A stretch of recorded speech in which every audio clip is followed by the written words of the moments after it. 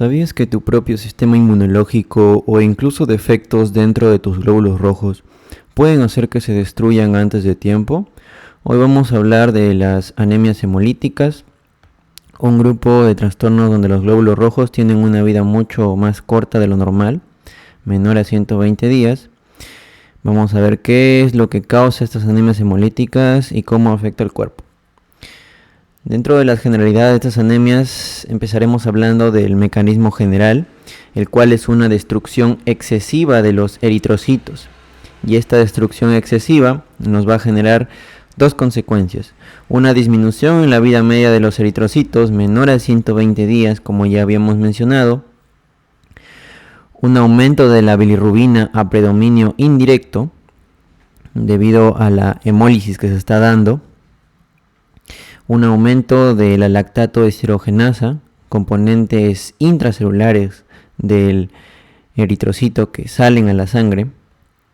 Una disminución de la aptoglobina, que ahorita vemos por qué disminuye. Pero en general lo que hace la aptoglobina es captar hemoglobina para evitar que ésta llegue hasta los túbulos contornados proximales del riñón. Entonces la aptoglobina se une a hemoglobina obviamente libre, hemoglobina que está fuera del eritrocito, extracorpuscular.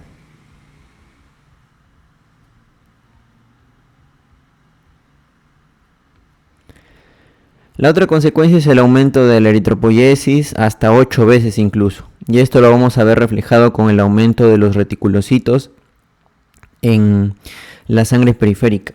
Así que las anemias hemolíticas corresponden al tipo de anemias regenerativas o periféricas. Anemias regenerativas, con un índice de producción reticulocitaria mayor a 2%. Vamos a poner acá. Listo. Dentro de la lámina periférica vamos a encontrar macrocitos. Como ya habíamos mencionado, un aumento de los reticulocitos en la sangre periférica puede dar una falsa macrocitosis, un aumento del VCM, no necesariamente debido a una anemia megaloblástica, por ejemplo, sino es más por el aumento de los reticulocitos, que genera un aumento del volumen corpuscular medio. Policromasia, que es la propiedad de los reticulocitos, poiquilocitosis, leucocitosis y trombocitosis. La poiquilocitosis, recordar que es la variedad en las formas. Leucocitosis se da porque se empiezan a liberar una serie de citoquinas que van a causar inflamación y por lo tanto la llegada de leucocitos hacia la sangre periférica por aumento de su producción en la médula ósea. La trombocitosis también se va a dar en algunos casos, pero también se puede dar trombopenia, si es que la anemia es mucho más grave. También tenemos en la médula ósea que va a haber una hiperplasia, obviamente de la serie roja, porque se están destruyendo los glóbulos rojos a nivel periférico, entonces la médula ósea empieza a producir más glóbulos rojos. Las complicaciones de las anemias hemolíticas en general son 3. Pueden desencadenarse crisis aplásicas o aplasia selectiva, solamente se pierde una línea celular como son los eritrocitos, eso se llama eritroblastopenia aguda, que es incluso más frecuente que una crisis aplásica global, donde se bajan las 3 líneas celulares, es decir, eritrocitos, plaquetas y leucocitos. ¿Y qué virus desencadena las crisis aplásicas o eritroblastopenias agudas? El parvovirus B19. También las complicaciones como las crisis hemolíticas pueden ser desencadenadas por otros virus, o también tenemos la crisis megaloblástica por una disminución del folato. Debemos recordar nosotros que el folato corporal se mide en mayor cantidad dentro del eritrocito. Son las reservas del folato corporal, intraeritrocitarias. Eso es lo que se mide. Y si nos damos cuenta en las anemias hemolíticas, como se van a estar destruyendo los eritrocitos, se va a estar perdiendo también folato. Esta es la tríada clásica de la anemia hemolítica. Tenemos ictericia, esplenomegalia y la anemia. O palidez también lo mencionan. Esa es la tríada clásica. No todas presentan predominantemente estas 3 síntomas. Algunas anemias hemolíticas presentan uno más que otro, pero en general son estas 3. ¿Listo? Vamos a ver la clasificación ahora de las anemias hemolíticas. Por el mecanismo de destrucción de los glóbulos rojos, por la causa que destruye, tenemos las anemias hemolíticas intracorpusculares. Estas generalmente son congénitas. Aquí la causa de la hemólisis va a estar ubicada en un defecto propio del eritrocito, por eso se llama intracorpuscular. Puede ser en la membrana, en sus enzimas, etc. Luego tenemos las anemias hemolíticas extracorpusculares. Aquí es por algo externo al eritrocito. Y estas generalmente son adquiridas. La hemoglobinuria paroxística nocturna, que también lo vamos a ver, es un tipo de anemia hemolítica intracorpuscular porque se va a deber a un defecto de la membrana del eritrocito, pero no es congénita. La hemoglobinuria paroxística nocturna es adquirida. Ahí está la excepción. Siempre hay excepciones en la medicina, no todo es holístico. Vamos por el lugar. Por el lugar, las anemias hemolíticas se clasifican en intravasculares, donde la hemólisis se va a dar a nivel de los vasos sanguíneos, ya sea por el complemento o por simple destrucción mecánica dentro de los vasos, ya sea por el roce con coágulos o quizás el roce con la pared del endotelio o con válvulas protésicas en pacientes cardíacos. Y estas hemólisis intravasculares suelen ser agudas. También tenemos las anemias hemolíticas extravasculares. Estas suelen ser crónicas y la hemólisis se va a desencadenar en el vaso. Se llama extravascular porque la hemólisis se desencadena en el vaso. Y por eso es que los pacientes con anemia hemolítica sufren de esplenomegalias. ¿Ya? Vamos ahora a pasar a la clasificación, donde vamos a hablar más acerca de cada una de estas anemias. Anemias hemolíticas de causa intracorpuscular, ya habíamos dicho que son por defectos en la membrana, enzimáticos o de la misma hemoglobina. Por ejemplo, tenemos dentro de los defectos de la membrana tenemos hereditarios y adquiridos. En los hereditarios vamos a ver estos, ¿ya? Los que ven aquí en pantalla. En las adquiridas habíamos dicho la única adquirida de causa intracorpuscular es la hemoglobinuria paroxística nocturna. Por el mismo nombre ya sacan varias conclusiones. Ya hemoglobinuria van a encontrar hemoglobina en la orina, ¿ya? Y paroxística nocturna quiere decir que va a ser el predominio de la noche. Y ya vamos a ver por qué se va a dar más en la noche. Ya, y la hemoglobina, al estar en la orina, le va a dar la característica media, un color rojo oscuro a la orina. Vamos ahora con los defectos enzimáticos. Aquí vamos a ver la deficiencia de glucosa 6-fosfato deshidrogenasa, que es más frecuente. También tenemos de la piruvato quinasa, glutatión reductasa. Defectos hemoglobínicos, aquí vamos a ver las alfa y beta talasemias, que son las más frecuentes. La persistencia hereditaria de la hemoglobina fetal. La hemoglobina fetal puede aumentar también en estas talasemias, sobre todo la beta talasemia, ahí se ve un aumento de hemoglobina fetal. Hemoglobinopatías estructurales, como por ejemplo vamos a ver ahí la anemia de células falciformes o drepanocitosis. Por el lado de las causas extracorpusculares tenemos las inmunes y las no inmunes. Dentro de las inmunes tenemos las aloinmunes, es decir, por anticuerpos generados contra antígenos extraños, y las autoinmunes, que son las más frecuentes y las que vamos a ver, que son generadas por anticuerpos contra antígenos del propio individuo, por eso se llaman autoinmunes. Luego tenemos las no inmunes, ya de causas extracorpusculares. Tenemos infecciosas, mecánicas, tenemos físicas o infecciones. Dentro de las no inmunes Vamos a ver aquí, por ejemplo, los fármacos oxidantes. Un clásico es la primaquina, ¿no? El consumo quizás de habas, por ahí el fabismo. Mecánicas, la hemoglobinuria de la marcha. Las mecánicas, el CIT, ¿no? La coagulación intravascular diseminada, van a desencadenar la presencia de los esquistocitos,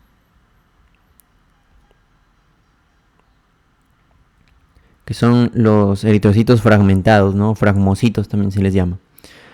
Físicas y infecciones también tenemos. Aquí podemos ver la presencia de estos esquistocitos que ya han visto en la clase, que es desencadenado por hemólisis debido a factores mecánicos, ¿no? Es decir, una hemólisis extracorpuscular, que no es por un defecto de la hematía. Se generan estos fragmentos. Puede ser desencadenado por válvulas protésicas, anemias microangiopáticas, ¿no? Anemias hemolíticas microangiopáticas, púrpura trombocitopénica trombótica, coagulación intravascular diseminada, estados también hipertensivos, eclampsia, preeclampsia, hipertensión gestacional, también pueden desencadenar todo lo que pueda generar el roce, fricción de los eritrocitos en la pared o en alguna otra estructura presente en el cuerpo. Acá está lo que les mencionaba de la hemoglobinuria, ¿no? Acá vemos este colorcito de la hemoglobina, más o menos es el que se ve en la hemoglobinuria. Ahí se puede sospechar.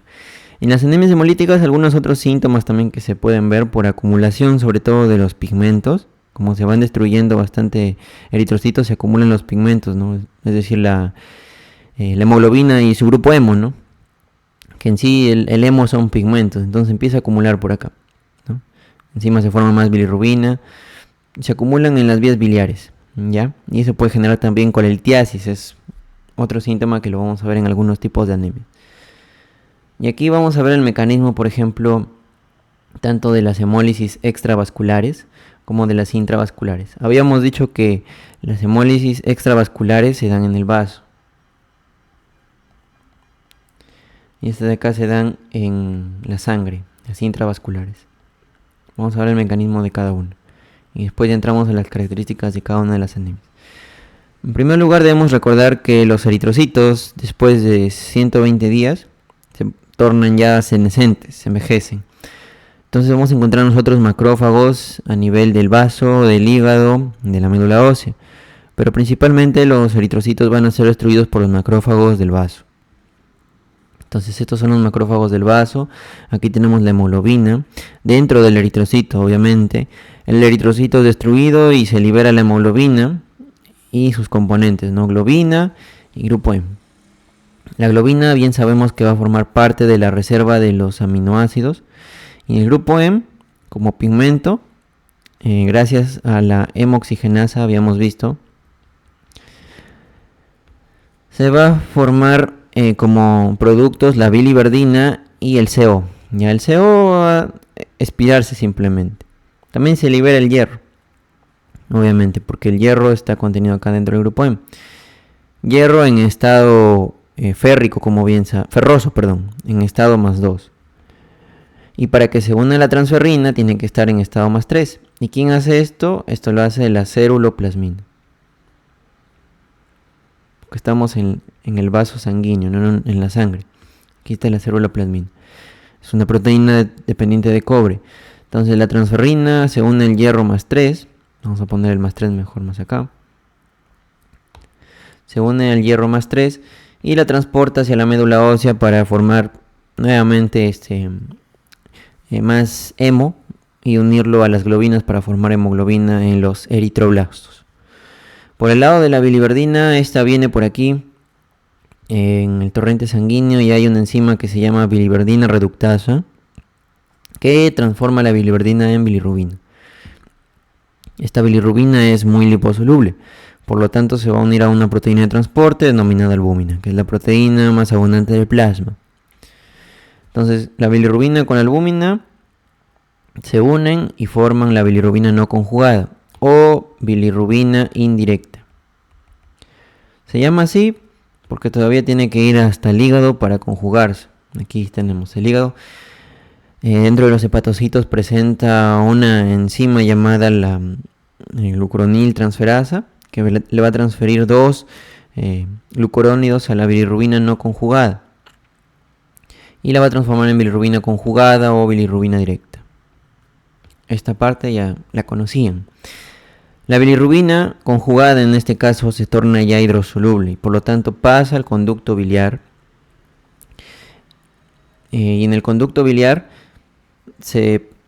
es utilizada para la absorción de los lípidos, ¿no? Junto con los otros ácidos biliares.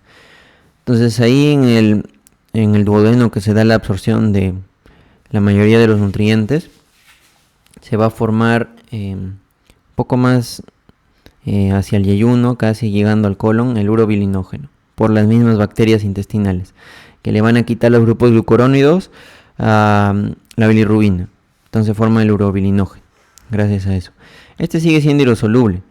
Y una parte, casi todo en sí, se va por las heces, ¿ya? Y por la orina, ¿no? Por las heces sigue su camino por el colon, sale por el ano, ¿ya? Junto con las heces como estercobilinógeno. Y lo que se absorbe de la sangre se va al riñón y se filtra en la orina. A modo de urobilinógeno, ¿ya? Ese es el pigmento de la orina. Urobilinógeno ya como urobilina sale. Y estercobilinógeno, estercobilina en las heces. Pero una parte se vuelve a reabsorber, ¿ya? Se vuelve a reabsorber aquí al hígado y forma parte de la recirculación intrahepática, ¿no? Y el ciclo se repite así, muchas veces. Entonces, aquí está la explicación de por qué las hemólisis, sobre todo de causa extravascular, las que se van a dar en el vaso, son las que te pueden generar colelitiasis, porque se acumulan en las vías biliares, pues todos estos pigmentos, ¿ya? Colelitiasis, si es que aumenta esto, ¿ya? Aumenta la hemólisis extravascular. Entonces ahí está la explicación de los síntomas. Y esto es básicamente la hemólisis extravascular. Va a estar aumentada en las anemias hemolíticas de causa o que tengan ese mecanismo de hemólisis extravascular. Vamos con la intravascular. Tenemos la hemoglobina libre en la sangre. El eritrocito ya se ha destruido por anticuerpos o por el complemento, ¿ya? Entonces igual la hemoglobina sale, pero en la sangre. Ya no es necesario que esté por el vaso. Tenemos acá que esta hemoglobina libre se va a unir a la aptoglobina. Aptoglobina con hemoglobina se unen. La aptoglobina hay que recordar que es sintetizada por el hígado, ¿ya? Entonces la aptoglobina recoge la hemoglobina y la lleva nuevamente al hígado. ¿Listo? Y en el hígado ya la hemoglobina ya sufre su metabolismo, pues el hígado se encarga de metabolizar todo. Pero tenemos que la hemoglobina, si en este caso está muy aumentada la hemólisis intravascular, aumento de la hemólisis intravascular, puede ser que la hemoglobina ya no tenga espacio para aptoglobina, porque la aptoglobina está súper unida a otras moléculas de hemoglobina por un aumento de la hemólisis. Entonces, esa hemoglobina libre ya va a formar dímeros, alfa y beta obviamente, con sus cadenas de globina, ya. Y esos dímeros globínicos, ahí todavía tienen su grupo hemo y todo su hierro, ¿listo? Se van a ir hasta el riñón. Recordar que estos son proteínas en sí, ¿no? La hemoglobina es una proteína. Entonces se van al riñón y el riñón intenta reabsorber, ¿ya? Intenta reabsorber. Libre la hemoglobina se puede reabsorber, obviamente. Ustedes saben que para la reabsorción de proteínas en el riñón, la proteína no tiene que estar unida, ¿no? Entonces la hemoglobina en el riñón se puede reabsorber. ¿Y dónde se reabsorbe? En el túbulo contorneado proximal. Pero si hay una anemia con mecanismo de hemólisis intravascular, va a estar aumentada las cantidades de hemoglobina libre, los dímeros alfa beta van a estar aumentados, el riñón se va a saturar. Entonces se satura aquí la reabsorción tubular. Ya la reabsorción tubular saturada. Se satura. Y entonces se va a empezar a filtrar todo por la orina. Se filtra hemoglobina o también se puede filtrar alguno de sus componentes, porque ya dentro del enterocito, el enterocito, dentro de la célula del túbulo contorneado proximal, esa célula puede almacenarla, o sea, mete la hemoglobina y puede degradarlo ahí dentro por la misma acidez intracelular de esa célula. Entonces ahí dentro de esa célula se puede degradar la hemoglobina y se puede liberar sus componentes. En este caso puede liberarse el hierro. Y el hierro, ustedes saben que en las células epiteliales, como son células del túbulo contorno proximal, se almacena en la ferritina. Y esas células del riñón también sufren descamación. Ya si es que se empieza a acumular mucho hierro también. Entonces, producto de esa descamación, se empieza a liberar hierro en la orina también, ¿ya? Y eso se llama hemosideruria, ¿ya? Hemosideruria, vamos a poner acá. Hemosideruria, ¿ya? Listo, ¿ya? O hemosiderina urinaria, ¿no? Eso vamos a encontrar. Porque también ahí vamos a encontrar hemosiderina y fijando hierro. Listo. Pero otra vía también que puede hacer aparte del riñón, y el riñón se empieza a lesionar también por aumento de la hemoglobina. Entonces puede llevar todo eso a una insuficiencia renal. Otro camino también que puede seguir la hemoglobina libre en la sangre, ¿ya? Es que se oxide, se transforma en una metahemoglobina. Entonces esa metahemoglobina oxidada libera su globina y su hierro, en este caso en estado más 3, porque es hemoglobina oxidada, ¿ya? El hemo con hierro más 3. El grupo hemo se puede unir a una proteína también de la sangre que se llama hemopexina, y al final lo puede llevar esta hemopexina al hígado también para su metabolismo. Al final todo trata de regresar al hígado, pero igual se va a seguir acumulando.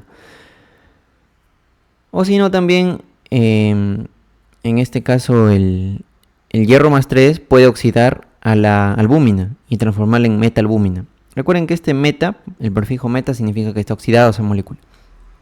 Entonces la metalbúmina oxidada, ahí con su hemo y con su hierro más 3, libera el hemo, ¿ya? El hemo llega al sistema fagocítico mononuclear del hígado y puede causar también un aumento ahí de hierro en el hígado. Al final esto puede desencadenar una hemocromatosis que también se puede ver en las anemias hemolíticas con mecanismo intravascular. Y entonces estos son todos los mecanismos que vemos en las anemias hemolíticas. Todo con el fin de entender la sintomatología que explicaremos más adelante. Vamos ahora con... bueno, antes de pasar a esto, vamos haciendo un repaso rápido, ¿ya? Entonces, recordar aquí, lo principal que les he dicho, las principales ideas son que las anemias hemolíticas pueden ser de causa intracorpuscular y de causa extracorpuscular. Las intracorpusculares son congénitas, las extracorpusculares son adquiridas. La hemoglobinuria paroxística nocturna es la excepción a la regla porque es de causa intracorpuscular, pero es adquirida. ¿Dónde se dan las hemólisis? Se dan en dos lugares. Puede ser en la sangre o en el vaso. Si es en el vaso se llaman hemólisis extravasculares. Si es en la sangre se llaman hemólisis intravasculares. ¿Cuál es la tríada clásica de una anemia hemolítica? Ictericia, esplenomegalia y anemia. ¿Cómo van a estar los niveles de aptoglobina? Sobre todo en una anemia hemolítica con mecanismo intravascular, van a estar bajos. ¿Por qué? Porque se está uniendo a la hemoglobina. Entonces los niveles de aptoglobina libre en la sangre van a estar disminuidos. Por ejemplo, si un paciente tiene hemoglobinuria, ¿dónde van a ver hemoglobinuria? Van a ver en hemólisis intravasculares, en anemias con este mecanismo. ¿Ya? Recordar, hemoglobinuria. ¿Dónde más van a ver colelitiasis? En estos, ¿no? En anemias hemolíticas con mecanismo extravascular. Ya, eso quiero que recuerden. Hemoglobinuria intra y colelitiasis extra. ¿Qué más podemos hablar aquí? Los niveles de bilirrubina. Bilirrubina van a estar aumentadas a predominio indirecto. Ya saben por qué. ¿Ya? Sobre todo si es de causa extravascular. ¿Listo? Porque en sí, las anemias no es que sean una solamente de extravascular y una que solamente haga mecanismo intravascular. Ahí hay una mezcla, pero el mecanismo principal de cada tipo de anemia sí predomina. Puede predominar extravascular o puede predominar intravascular, ¿ya? O sea, sí pueden estar los dos mecanismos ahí, pero siempre va a predominar uno. A eso quiero llegar. Y siempre, por ejemplo, los reticulocitos van a estar aumentados, ¿ya?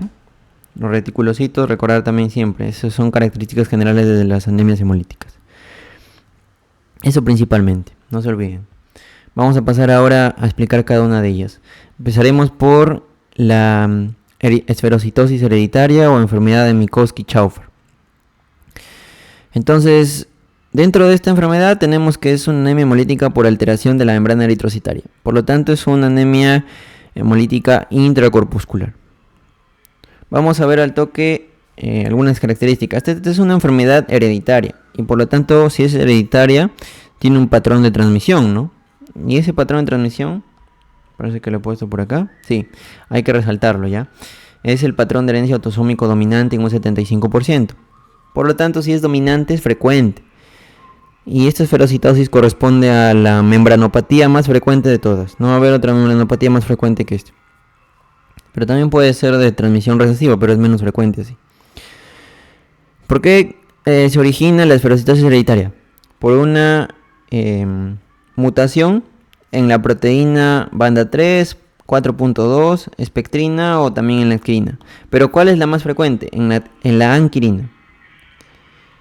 El defecto en la anquirina es más frecuente.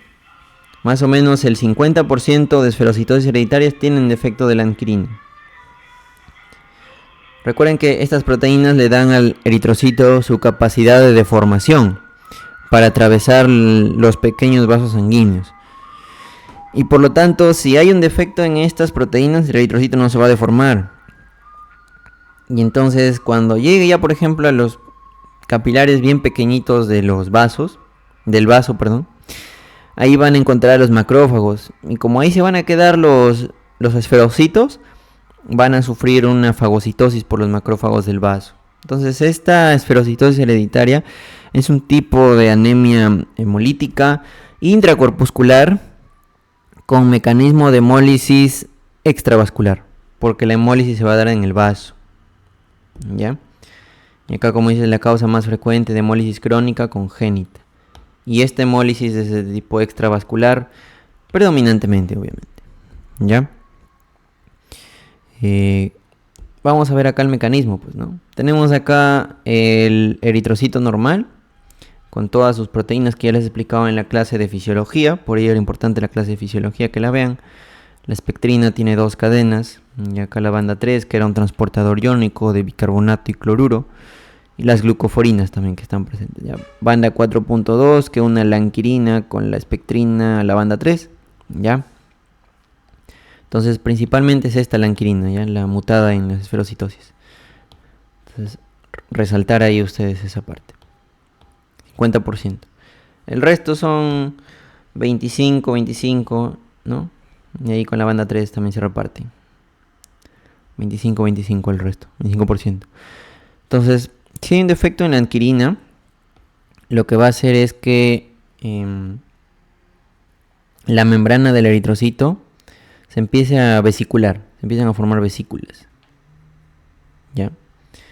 Y si se empiezan a formar vesículas, esas vesículas luego son removidas de la superficie del eritrocito. Y al final el eritrocito pierde superficie. Entonces acá el mecanismo es que va a perder superficie. Y si pierde superficie, se va a hacer redondito. Y ya no va a ser deformable. No va a pasar ya por los pequeños capilares. Acá está. El mecanismo es una microvesiculación. Y si se pierde superficie, va a aumentar su volumen intraeritrocitario, ¿no? Relativamente. O sea, no es que haya aumentado, sino que aumenta su concentración, lo que tiene adentro, ¿no? Es como si tuvieran ustedes un recipiente y con una cantidad de cierto volumen y lo que lo rodea es agua, ¿no? Líquido intracelular. Ese es el eritrocito. Ahora imagínense que gracias a esa mutación en las proteínas, la superficie es menor. ¿Ya?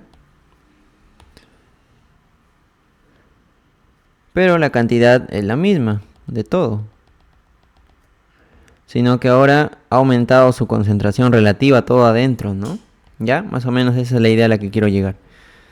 Por eso es que en el laboratorio ustedes van a ver que, si bien es cierto, el volumen corpuscular medio es normal o bajo, porque son esferocitos o microesferocitos, son chiquititos, un tamaño pequeño, va a estar aumentado esto, que es la concentración de hemoglobina corpuscular media, ¿no? Es como una hipercromasia, ¿no?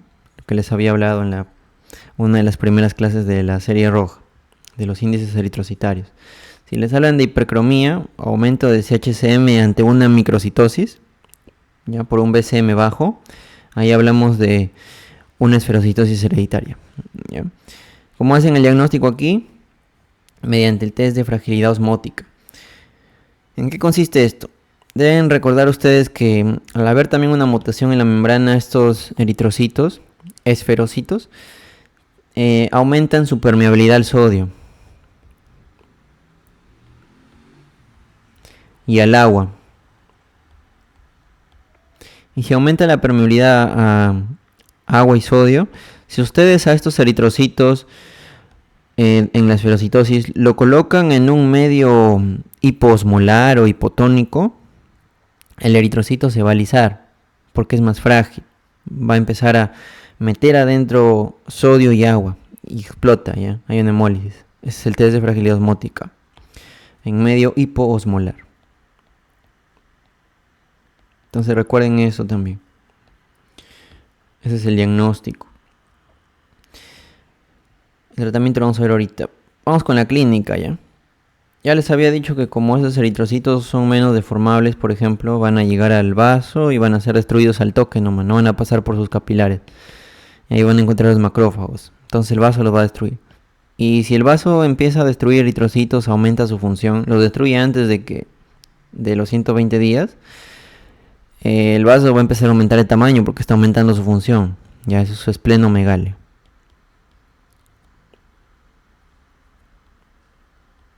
Entonces tiene un paciente con esplenomegalia. Como es una hemólisis extravascular, tiene un paciente con colelitiasis. Tienen también ictericia. Ahí tienen las escleras amarillas. Al toque lo ven ahí, paciente con ictericia. Pueden causar también úlceras maleolares, como se ve aquí. Ya esas son las úlceras maleolares. ¿Por qué causan úlceras maleolares? Porque los eritrocitos no avanzan, pues se quedan ahí y pueden causar pequeñas isquemias ahí, ¿no? Maleolares. Esto ahí empieza a haber necrosis del tejido a nivel de los maleolos. Tenemos el cráneo en cepillo también, ¿ya? ¿Por qué? Porque de acá son deformaciones óseas por aumento de la hematopoiesis, ¿ya? Aumento de la hematopoiesis que hace que el diploe de los huesos, en este caso son huesos planos, aumente, pues, ¿no? Aumenta la cantidad de médula ósea roja, como intentando compensar. Y por eso se generan estas malformaciones óseas. Esto se llama cráneo en cepillo, que también se ve en esta esferocitosis.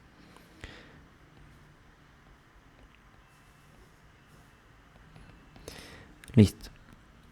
Esos son la clínica. Entonces tienen un paciente joven, esplenomegalia, con colelitiasis, ictericia, úlceras maleolares, ¿no?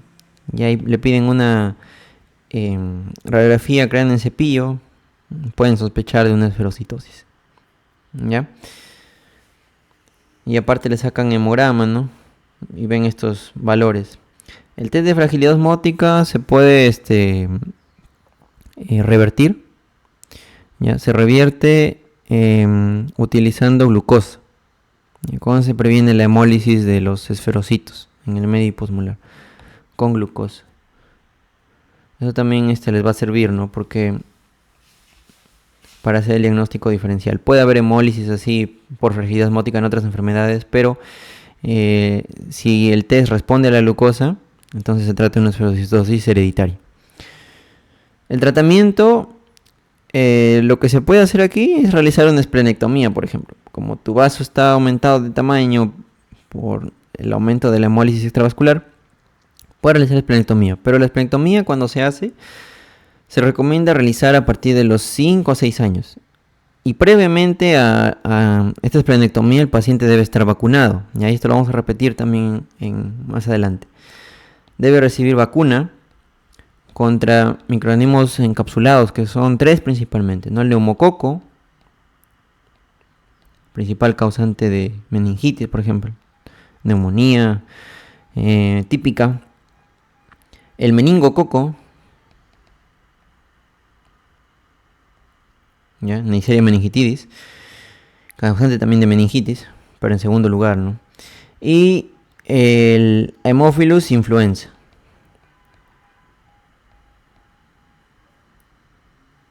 Esos son los microorganismos encapsulados. Para ellos se debe vacunar antes de realizar la esplenectomía, a los 5 o 6 años. Y también se debe dar ácido fólico. ¿Por qué? Porque como hay hemólisis, se está perdiendo eritrocitos. Y los eritrocitos son la reserva de ácido fólico corporal. Entonces tienes que dar ácido fólico también como tratamiento. Pero si es un cuadro leve nada más, observación, ¿ya? Vamos ahora con las enzimopatías.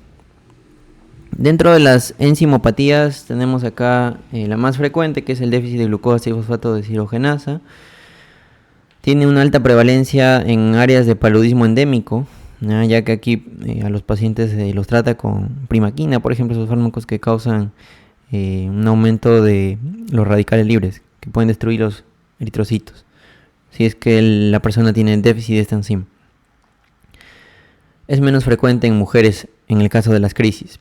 Su herencia es ligada al cromosoma X recesivo, por eso es más frecuente en hombres.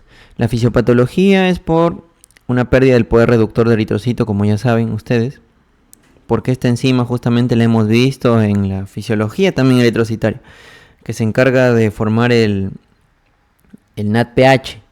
Y el NADPH se utiliza para reducir el glutatión, y que ese glutatión reducido sirva como antioxidante nuevamente, ¿no? Ya lo hemos visto esa parte.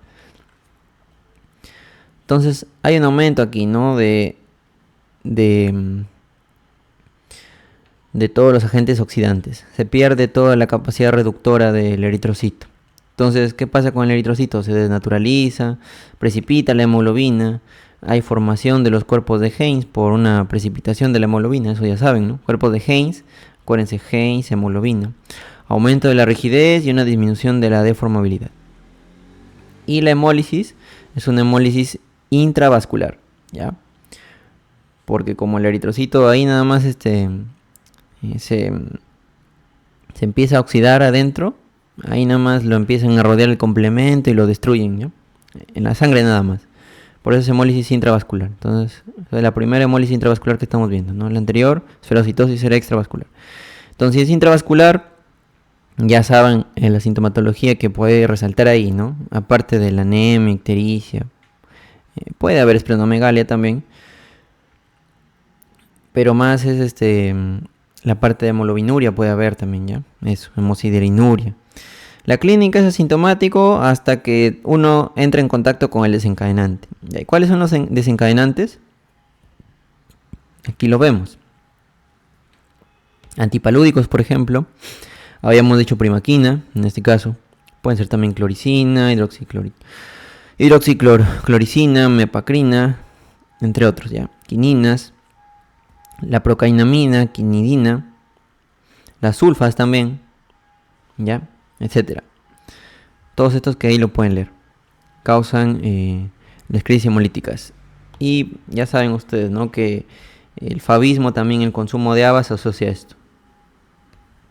Ya, entonces les viene así paciente con previo consumo de habas, empieza con esta sintomatología, ¿no? Que ya les he dicho.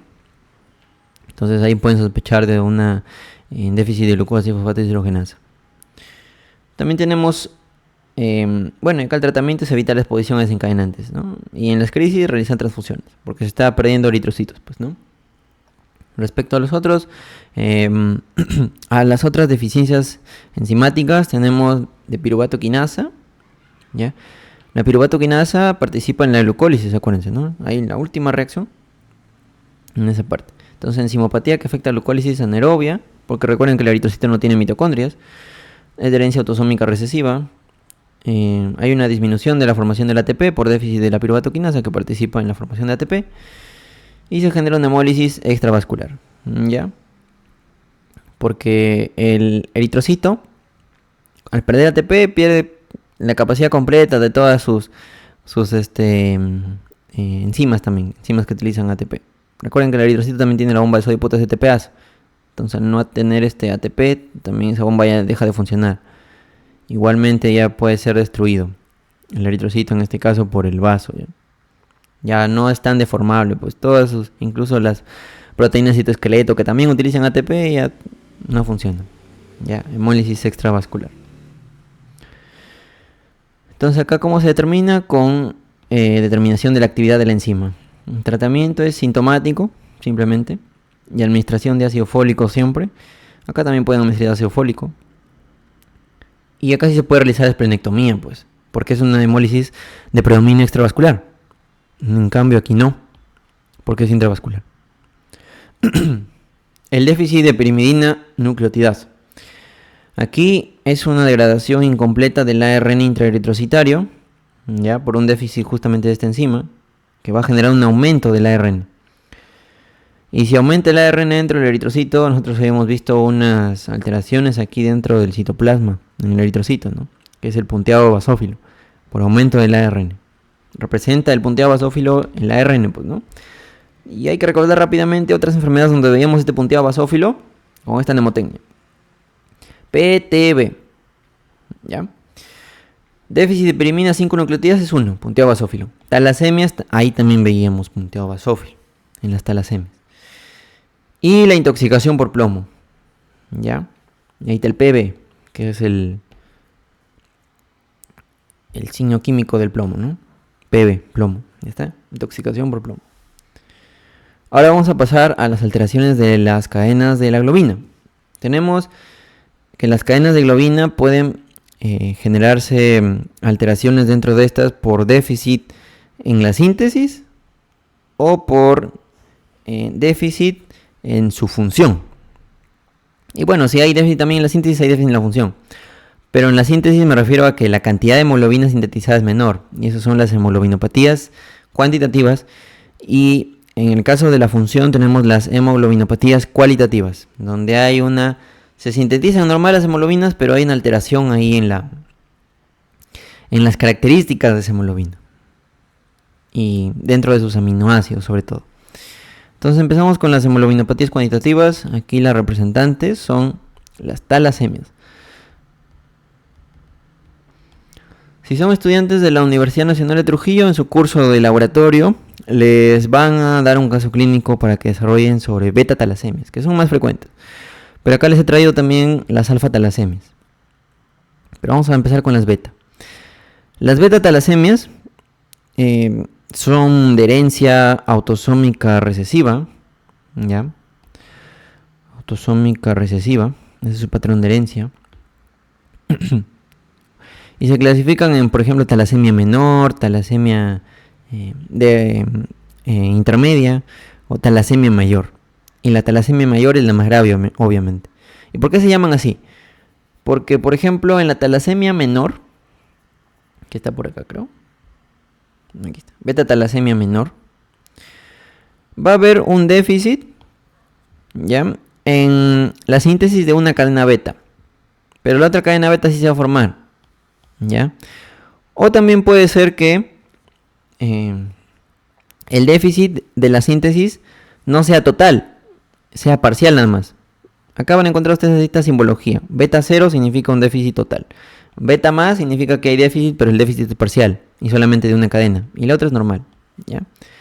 Esa es la beta talasemia menor o rasgo talasémico beta, pues, ¿no?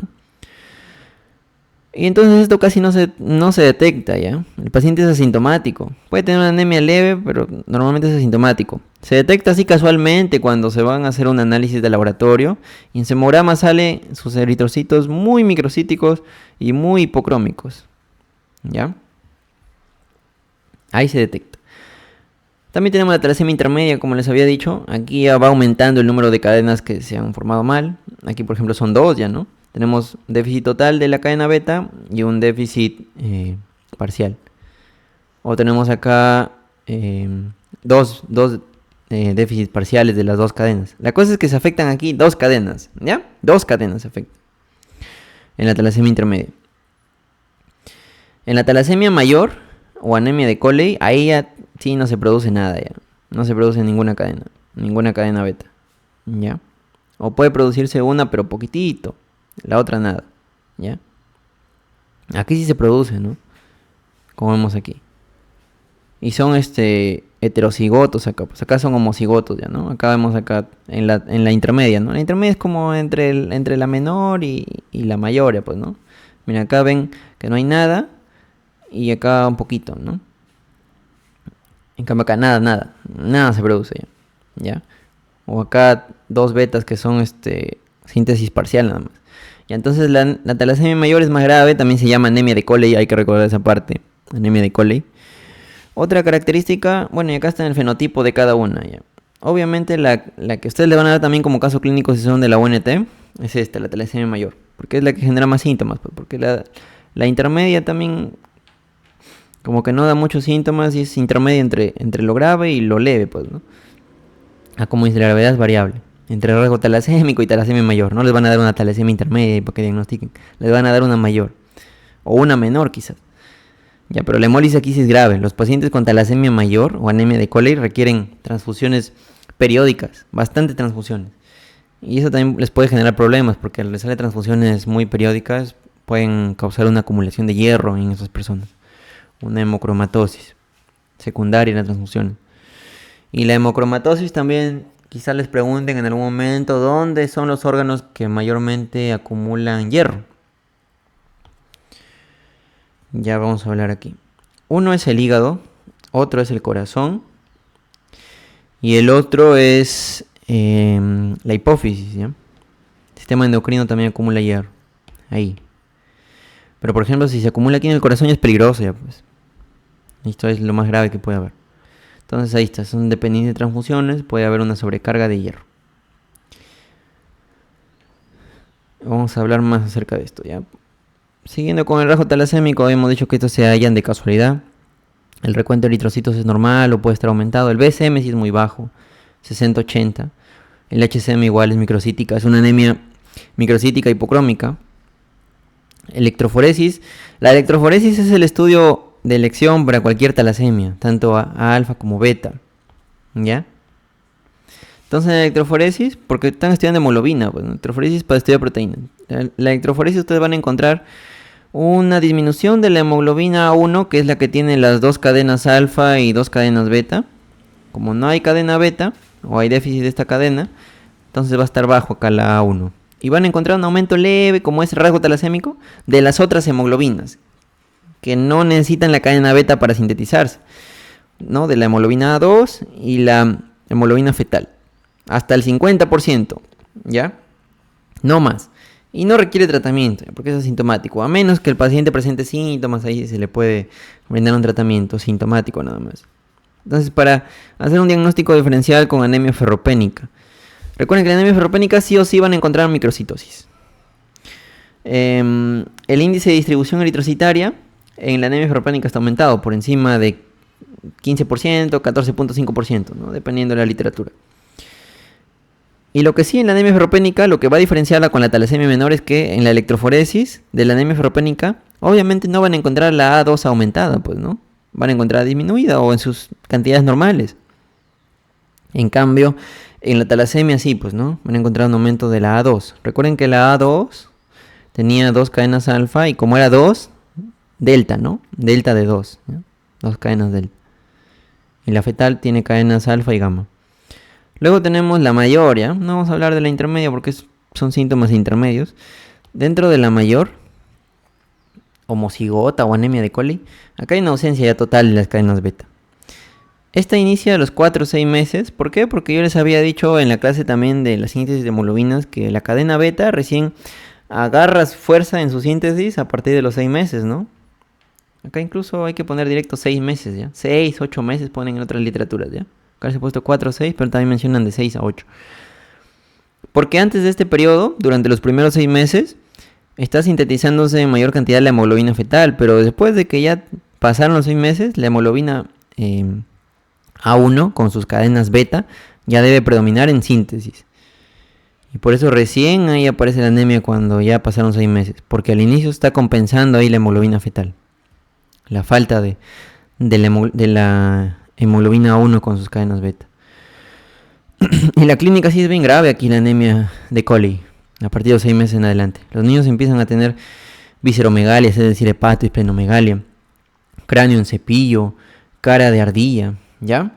Eso empiezan a tener. Deformaciones óseas, mal colocación de las piezas dentarias.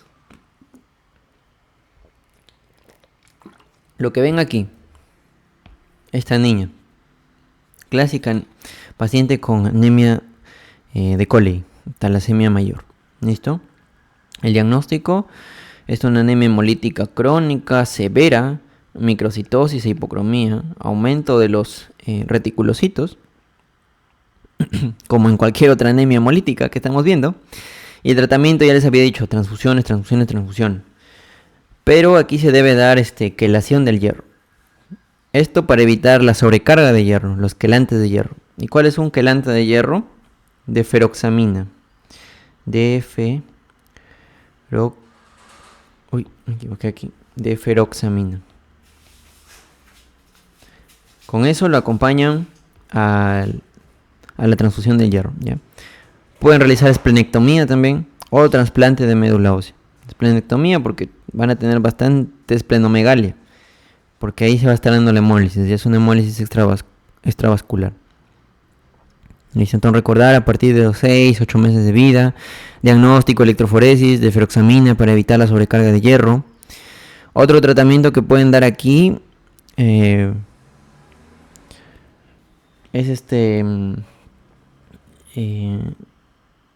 también para curarlo ya la paciente pueden dar trasplante de progenitores hematopoyéticos, un trasplante.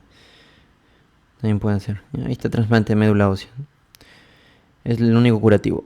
Bueno, y acá está más o menos la fisiopatología, ¿ya?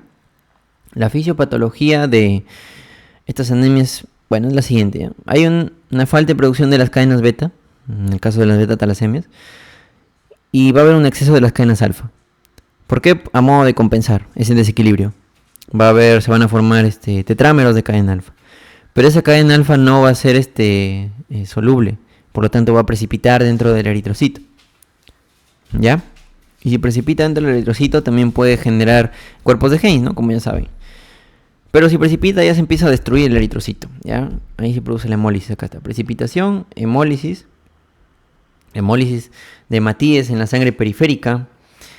Hay un aborto intramedular de los eritroblastos, ictericia, esplenomegalia, hiperesplenismo, ¿ya? Porque la hemólisis es tanto intra como extra, ¿ya? Esplenomegalia. Eritropoyesis ineficaz por el aborto intramedular de los eritroblastos. ¿Por qué? Porque la médula ósea dice, me están produciendo eritroblastos malos, ¿no? Con hemoglobina sin cadena beta. Entonces, como hay macrófagos también en la médula ósea, se destruye ahí nomás. Y ni siquiera salen los eritrocitos a la sangre. Ya ese es la aborto intramedular, que causa una eritropoyesis ineficaz. Y esto deriva en la anemia, pues, ¿no? Y la anemia genera hipoxia tisular, ¿ya? La anemia va a requerir de transfusiones de los hematíes. Esas transfusiones pueden desencadenar una hemocromatosis que si se acumula en el sistema endocrino, una endocrinopatía, en el tejido hepático, hepatopatía, y en el tejido cardíaco, cardiopatía. Sobre todo aquí es donde se acumula más, ¿ya? Y esto es también lo más grave, ¿ya? Esto te lleva a la muerte, cardiopatías. Porque va a haber un aumento de la absorción de hierro por todas esas transfusiones. Y ahí ese aumento de la absorción de hierro va a causar en la médula ósea una hiperplasia eritroide, ¿ya? Con un aumento de la eritropoyetina, ¿ya? También la eritropoyetina aumenta por la hipoxia misma. Y esta hiperplasia eritroide en médula ósea va a hacer que la médula ósea crezca. ¿Y dónde crece? En los huesos, pues. Y eso genera la deformidad ósea, ¿ya? Fracturas, hipermetabolismo, gota, aumento de la necesidad de ácido fólico. Ya también se debe dar ácido fólico aquí, como ya saben. Listo. La hipoxia tisular también genera una alta afinidad por el oxígeno, ¿ya? Y ustedes saben que la hemoglobina fetal es la hemoglobina que mayor capacidad de unión al oxígeno tiene. Y esta hemoglobina fetal va a estar aumentada en estas anemias. Aumenta también en forma de compensación, pues como no encuentra hemoglobina A1 con cadenas beta, entonces aumenta la hemoglobina fetal. Y esto es lo que ustedes van a ver en la electroforesis. En la electroforesis, ¿qué van a ver? Aumento de hemoglobina A1, perdón, A2, y aumento de hemoglobina fetal por encima del 50%. 80, 70, 90%, si es muy grave ya. ¿Ya? Listo, recuerden esa parte. Y el niño incluso se vuelve más hipóxico, pues, ¿no? Porque esta hemoglobina no suelta fácil el oxígeno. Esa es la fisiopatología de las beta-talasemias. Vamos ahora con las alfa. Las alfa-talasemias son más frecuentes que las beta-talasemias. Las alfa-talasemias, aquí igualito tenemos un rasgo silente, menor o rasgo talasémico y hemoglobina H y hemoglobina de Bart. ¿Por qué se da aquí esto? Hay que recordar aquí que la cadena alfa de la hemoglobina tiene dos genes en el cromosoma 16. Es el cromosoma 16. Tiene dos genes aquí. ¿Ya? Son dos alfas. Por lo tanto, el déficit, si se genera, hay más opciones todavía que en la beta, ¿ya? Porque acá tenemos los dos cromosomas 16. En total son como 4, ¿no? Entonces ahí puede fallar en 1, en 2, en 3 o en los 4 genes. Entonces el rasgo silente es asintomático. El gen afectado es uno nada más, un solo gen, es el rasgo silente. El alfa talasemia menor se puede detectar ya una disminución de la A2, ya, una disminución de la hemoglobina A2. Y hay dos genes afectados. ¿Listo? En la hemoglobinopatía H ya son 3 los genes afectados. Ya así van subiendo nada más. Si lo hacen así, ¿no? Lo hacen así. Alfa, alfa, alfa, alfa. Ya. Si solamente falla uno, rasgo silente. Fallan dos, alfa talasemia menor. Si fallan 3, hemoglobina H. Si fallan 4, hemoglobina Bart. ¿Ya? Así lo van a ver, más fácil. La hemoglobinopatía H, ahí se forman tetrámeros de cadena beta. O sea, igual tienen que haber 4 globinas en la hemoglobina. Y ahí se forman 4. Ahí está. Eso van a encontrar en electroforesis. Beta 4. Pero estos precipitan igualmente y forman los cuerpos de Haynes, ¿ya? O también pueden formar cuerpos de inclusión de hemoglobina H, que como se puede ver aquí en la imagen son como pelotitas de golf, ¿ya? Acá hay 3 genes afectados. Y la hemoglobinopatía de Bart, esto de acá es incompatible con la vida. Acá puede generarse una hidropesia fetal o hidrops fetalis, que le hemos visto en eritroblastosis fetal, que se caracteriza por un aumento en líquido en más de 2 cavidades corporales, en 2 o más cavidades corporales. ¿Cuáles son las cavidades corporales? Tenemos la piel, no hay el tejido subcutáneo. Tenemos el peritoneo, la pleura y el pericardio, ya en más de 2 cavidades, 2 o más. Ese es el hidrops fetalis. Incompatible con la vida, ¿no? Se genera muerte intraútero o poco después de nacer. Y acá se forman tetrámeros también, pero no beta tetrámeros, sino tetrámeros gamma. Ya, ahí está. Y acá está igualito el fenotipo con el genotipo, ¿no? Fenotipo, genotipo. Portador silente 1, rasgo talasémico 2, ¿no? Pero pueden ser 2 de un cromosoma o así repartirse, ¿no? Así. ¿Ya? O de uno solo, como está acá. Y ahí están las características clínicas. Pero lo principal es que es una anemia hemolítica igualmente. Y lo más grave es este hidrops fetalis, ya que esto es incompatible con la vida. Insuficiencia cardíaca fetal que causa el aumento de líquidos. Ustedes saben que la insuficiencia cardíaca fetal al final, o insuficiencia cardíaca en general, lleva a la retención de líquidos. Por aumento de la presión hidrostática, ¿no? El líquido sale a los espacios corporales. Anasarca que se define ya como un edema generalizado más el aumento ya de líquidos en 2 cavidades corporales, 2 o más. Esa es la anasarca, ya hemos visto también esa parte. Y muerte dentro del útero o ahí al poco de nacer. Listo, esa es la alfa talasemia. Vamos ahora con la hemoglobinopatía cualitativa, pues, ¿no? Desde acá tenemos la drepanocitosis que les había hablado, o hemoglobinopatía S, enfermedad de la hemoglobina S, o anemia de células falciformes. Entonces aquí la hemoglobina que se forma es la hemoglobina S, ¿ya? Le ponen siempre su nombrecito a las hemoglobinas, ¿no? Hemoglobina BART, hemoglobinopatía H, S. En este caso es S, de la drepanocitosis, ¿ya? Acá lo que ocurre es una mutación de la cadena beta. La síntesis de la hemoglobina y de sus cadenas es normal, pero va a haber un error ya para el momento de la traducción. Ya, entonces aquí en lugar de un glutamato en la posición 6, va a haber una valina. Y la valina en la posición 6 determina que esa hemoglobina ya no sea la hemoglobina normal, pues sino una hemoglobina S. Esta hemoglobina S, en situaciones de poco oxígeno, hemoglobina desoxigenada, va a empezar a formar filas, ¿ya? Filitas así. Y esas filitas van a determinar en el hematíe esta forma de banana, de hoz, ¿ya? Los eritrocitos falciformes. Siempre y cuando haya situaciones de desoxigenación, recuerden, ¿ya? Hemoglobina S. En situaciones con un montón de oxígeno, normal. Es más predominante en pacientes afroamericanos y los que viven en grandes alturas, por la situación hipóxica a la que se someten ahí, ¿no? ¿Ya? Es una falciformación reversible nada más, ¿ya? Que si sigue avanzando ya se hace irreversible, pues, ¿no? El eritrocito así no puede avanzar. Se queda ahí en la microcirculación, ¿no? Se adhiere ahí a la pared vascular y genera hemólisis, obviamente, pues, ¿no? Una hemólisis intravascular, pero también puede ser extravascular. Extravascular. Si se queda en la pared ya del vaso, es extravascular, ¿no? Y ahí se muere.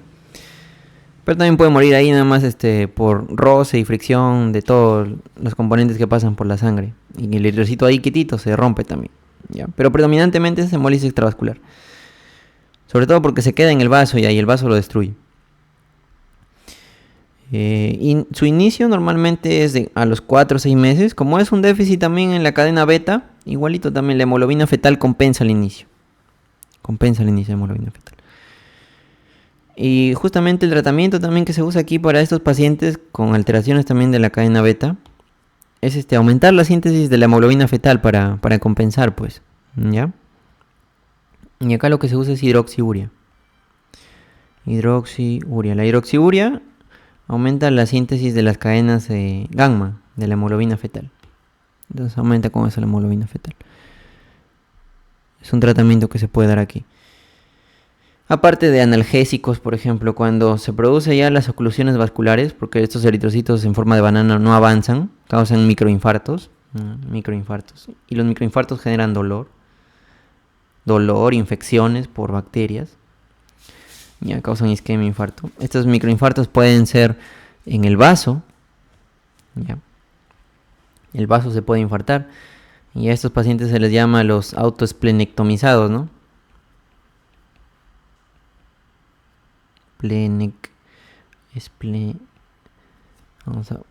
Autoesplenectomizados. Listo. En el riñón también pueden causar infartos, llevando a una insuficiencia renal. En los huesos también. Ya, articulaciones. Ahí van a causar infecciones. La necrosis de esos lugares causa sobreinfección por salmonela. Ya, aquí entra la salmonela. Ya. Todo eso por oclusión vascular que genera isquemia tisular e infarto de estos grupos de órganos. Ya. Es de herencia autosómica recesiva. Estos pacientes tienen resistencia al Plasmodium falciparum. El Plasmodium no encuentra las condiciones óptimas para infectar a estos eritrocitos falciformes. Y acá está toda la sintomatología, ¿no? En el hemograma van a encontrar esto, obviamente, ¿no? ¿Ya? Para el diagnóstico se hace uso de una prueba, que es la prueba de falciformación. Porque si ustedes les hacen el frotis de sangre periférica a un paciente sin antes hacer la prueba de falciformación, probablemente no encuentren estos hematíes en forma de banana.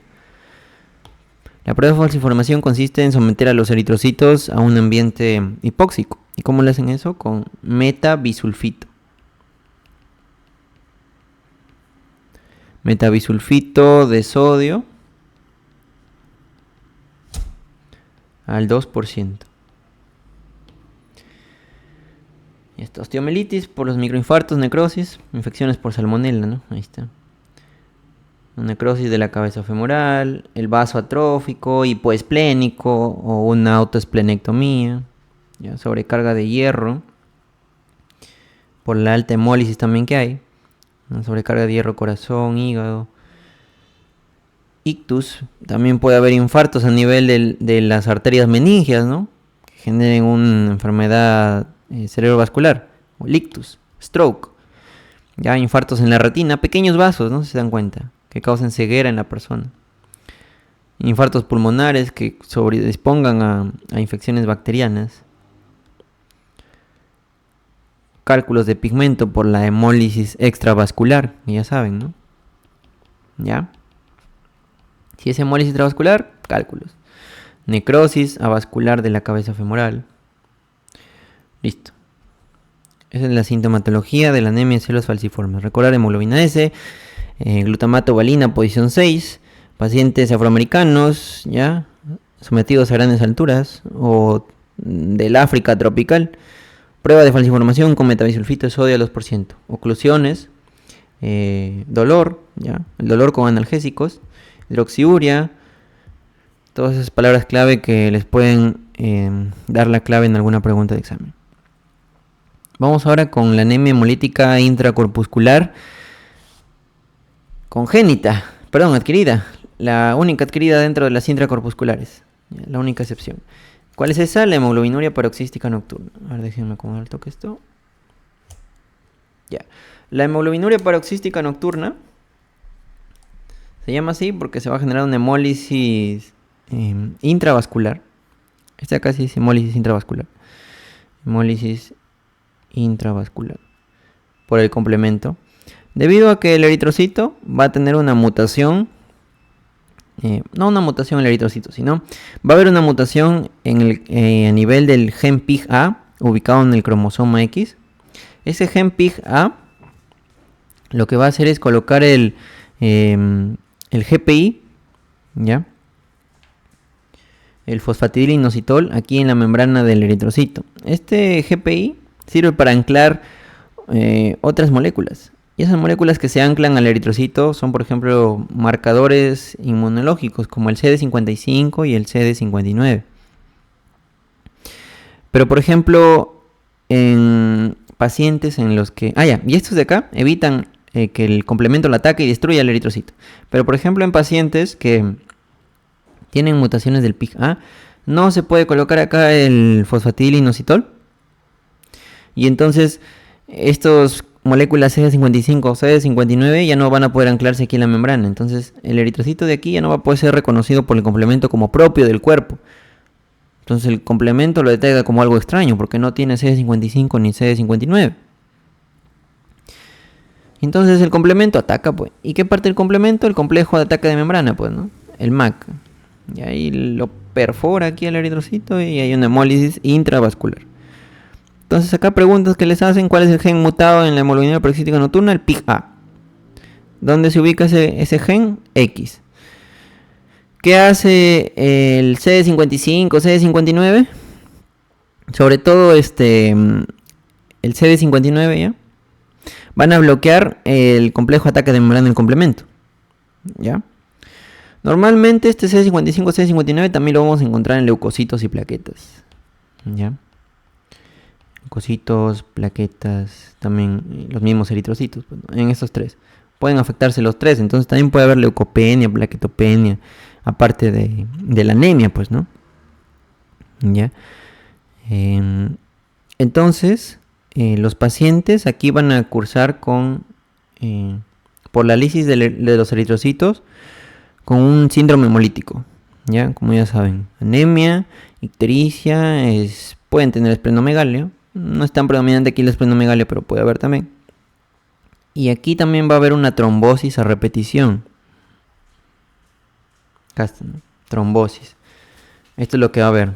Entonces les viene paciente con síndrome hemolítico, con clínica de síndrome hemolítico y trombosis a repetición, sobre todo en miembros inferiores.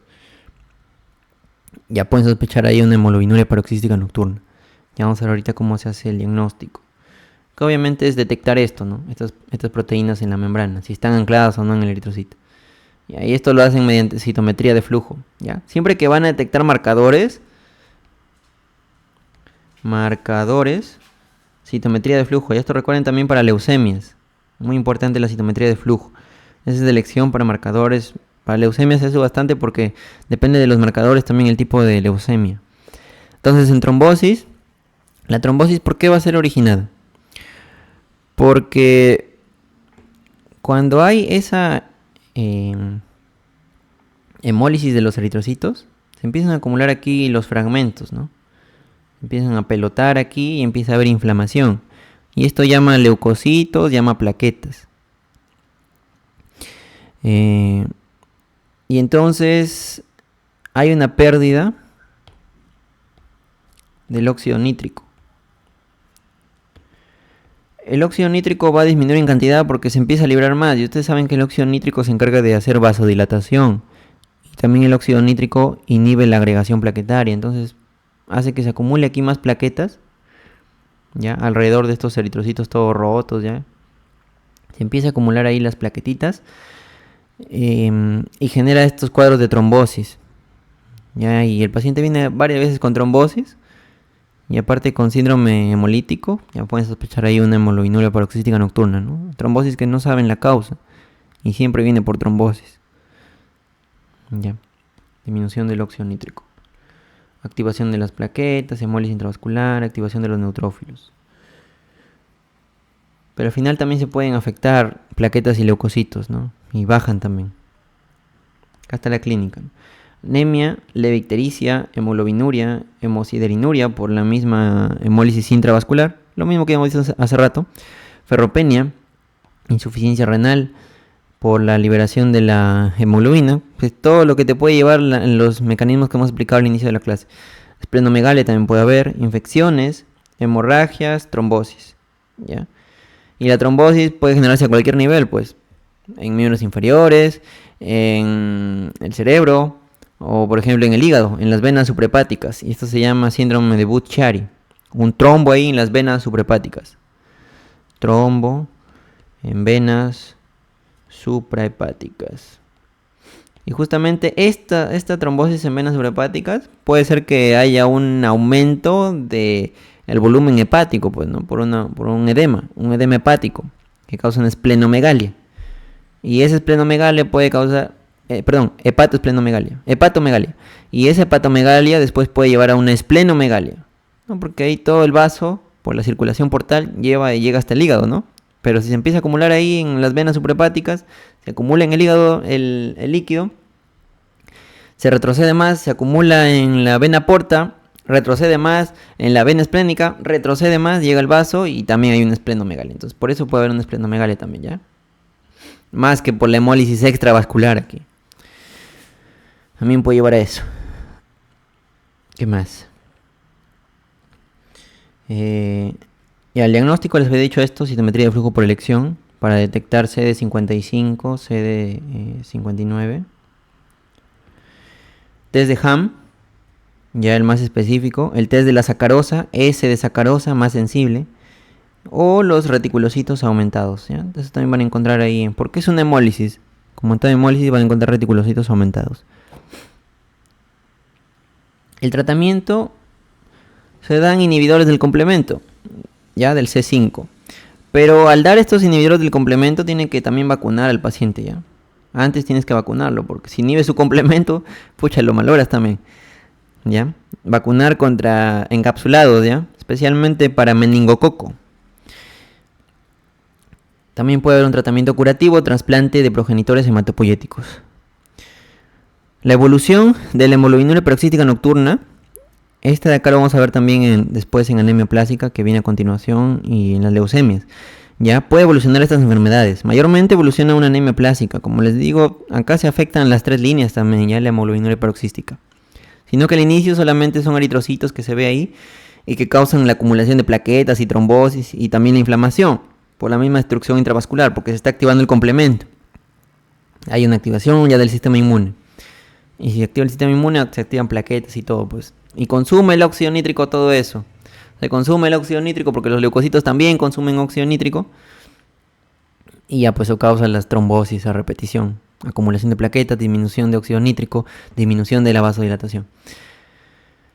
Y al final se consumen plaquetas, leucocitos y pueden desencadenar una anemia plásica. Anemia plásica es un déficit de las células sanguíneas, ya pues, de todas las células sanguíneas. El síndrome mielodisplásico también. Y puede ocasionar también una leucemia aguda. Vamos a pasar ahora a las anemias hemolíticas inmunes y con eso terminamos las anemias hemolíticas. Ya estas de acá también son adquiridas, ya las inmunes. No se olviden. Y las anemias hemolíticas inmunes pueden ser aloinmunes y autoinmunes. Las aloinmunes son dos: enfermedad hemolítica del recién nacido, que ya la hemos visto en otro video, y la reacción hemolítica transfusional, que es básicamente cuando transfundes sangre de un paciente que no se complementa con el grupo sanguíneo del receptor, ¿ya? Que eso de ahí no les van a preguntar mucho porque es demasiado fácil. Vamos con las anemias hemolíticas autoinmunes. Las anemias hemolíticas autoinmunes o hemolíticas pueden ser por dos tipos: por anticuerpos calientes o por anticuerpos fríos. Y aquí van a participar anticuerpos. Se llaman anticuerpos calientes así porque estos anticuerpos van a actuar a temperatura corporal, a 37 grados más o menos. Por eso se llaman anticuerpos calientes. Los anticuerpos se van a fijar ahí a los eritrocitos y van a causar su hemólisis, pues, ¿no? Ya saben. ¿Y cuál es el anticuerpo que se une ahí en esa enfermedad de anemia hemolítica por anticuerpos calientes? La IgG. ¿Ya? IgG es lo más frecuente. Se da más en mujeres. Se da una anemia hemolítica extravascular. ¿Ya? ¿Por qué? Porque la IgG se une a los eritrocitos, ¿ya? Y ya los tiene ahí fijados, ya, pues no le deja su huellita. Estos eritrocitos viajan por el vaso y ¡pum! Destruyen.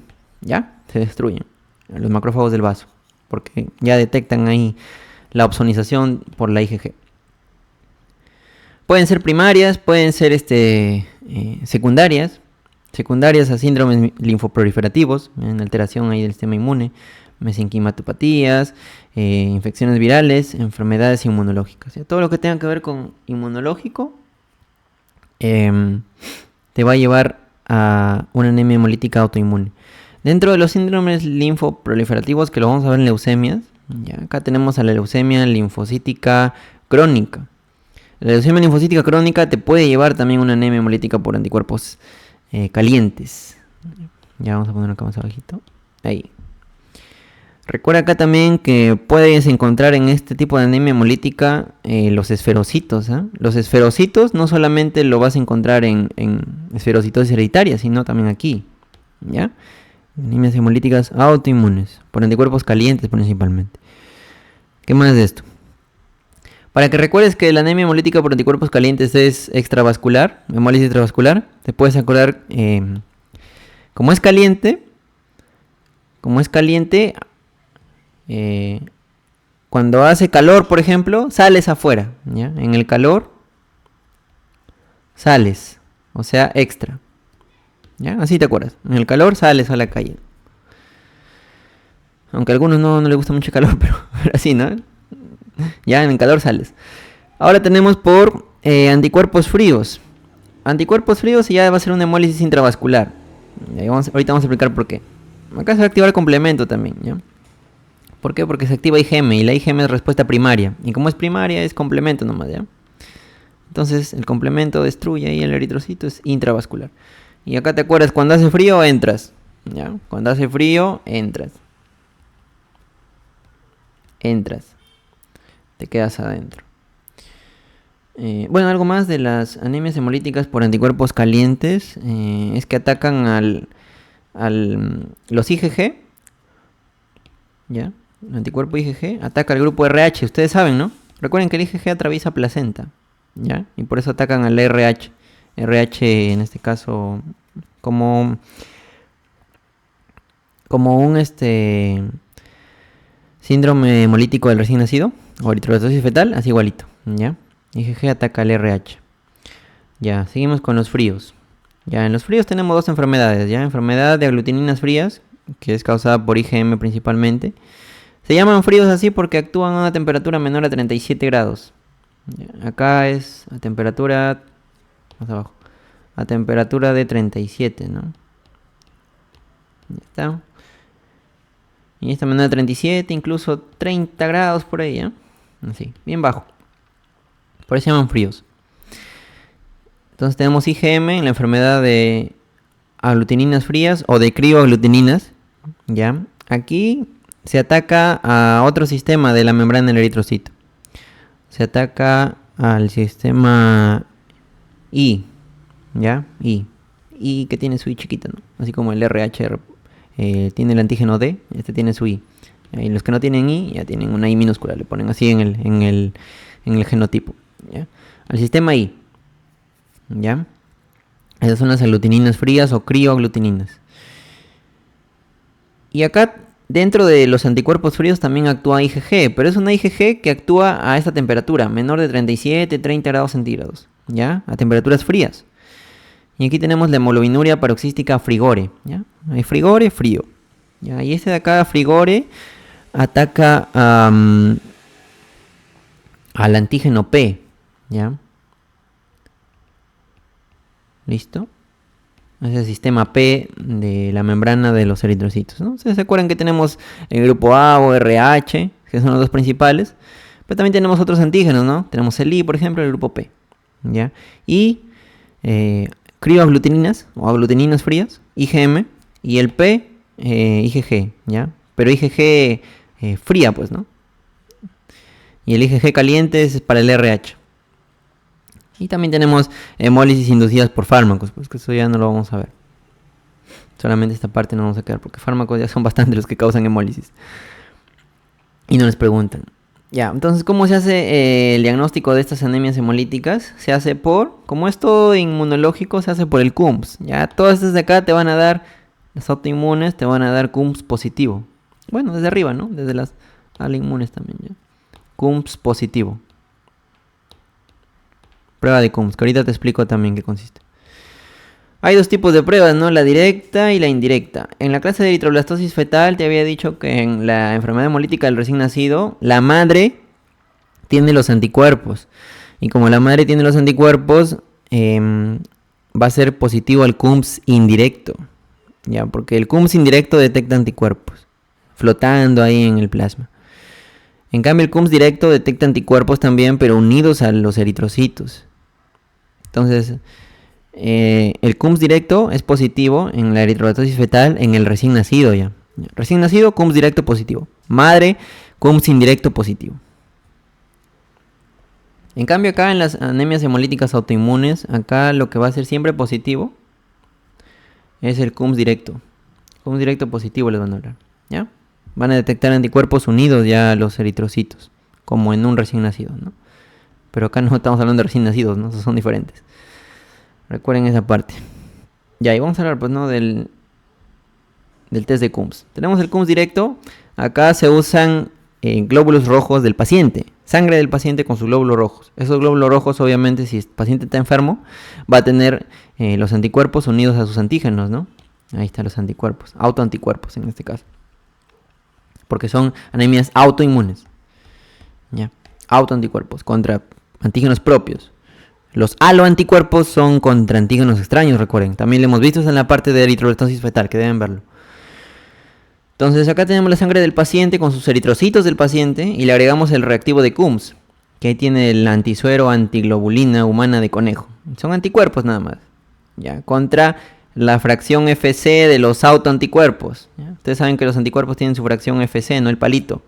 El palito es la FC, la fracción cristalizable. Entonces estos anticuerpos del reactivo de CUMS van contra eso y detectan, pues, ¿no? Detectan esos anticuerpos y hacen una aglutinación, ¿ya? Y ese es el CUMS directo. Si se aglutinan es CUMS positivo. En cambio el indirecto tiene hematíes de laboratorio, son hematíes normales lavados, ¿ya? Lavados. O pueden ser también hematíes del paciente, pero lavados. ¿Listo? Lavados. Lo que sí, tú vas a agregarle aquí el suero del paciente, con autoanticuerpos, ¿ya? El suero o el plasma, con sus autoanticuerpos, ¿listo? Que pueden ser IgG, IgM, IgA, más el complemento, todas sus proteínas del suero, pues, ¿ya? O de su plasma. En el otro no agregabas esto, en el otro agregabas eritrocitos del paciente.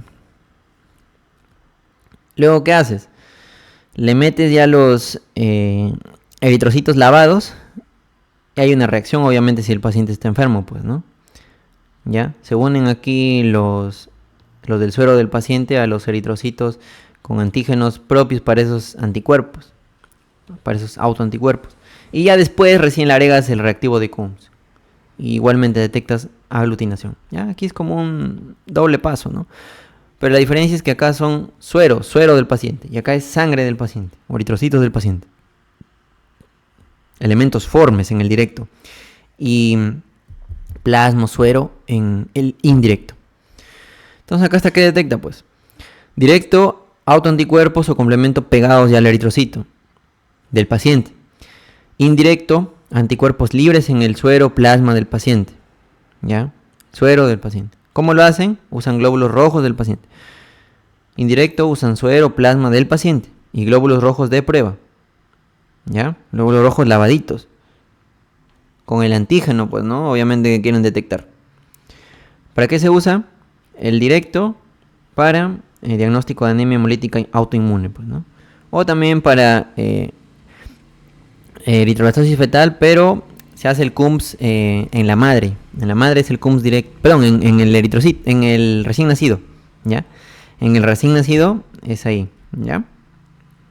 Pero obviamente no le van a hacer, no van a esperar que nazca para hacerle un Coombs al niño, pues lo que se hace ya es desde la madre nomás.